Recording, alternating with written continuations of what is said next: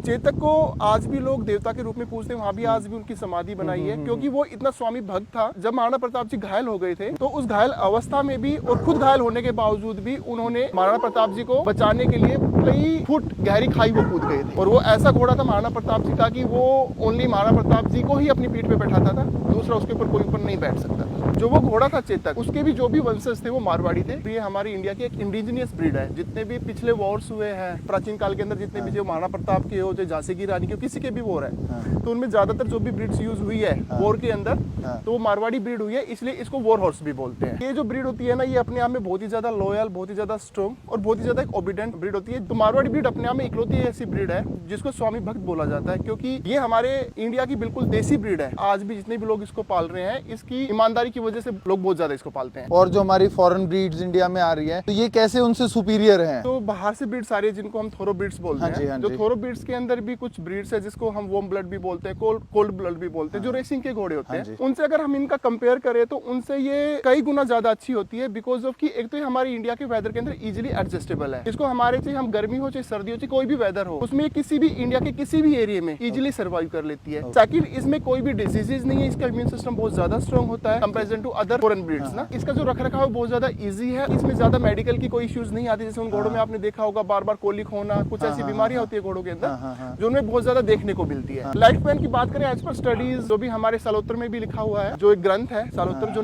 नकुल जी ने बड़े प्राचीन काल में लिखा था, तो हमारे मारवाड़ी घोड़ों की या कोई भी घोड़ों की जो नॉर्मली एज होती है वो 30 से 35 साल। मैंने अपने सर्कल के अंदर मारवाड़ी घोड़ा आज भी है, वो लाइव है, अभी वो 38 ईयर्स का हो चुका है, पैरों से भी फिट है, पूरा हेल्दी घोड़ा है। आज भी लोग उस पर राइड कर लेते हैं। मैं आपको बताना चाहूंगा, जो घोड़ी आप देख रहे हो ये मेरी मेयर है, एक ब्रूड मेयर है। इसका नाम गजनंदनी है। इसकी एज अभी 5 ईयर्स है। और अगर मैं हाइट की बात करूँ तो इसकी 62 इंचेस हाइट है। मदर फादर की बात करूँ तो जो इसका सायर है, जो इसका फादर है वो है गजराज, और इसकी जो मदर है वो है चंद्रमुखी।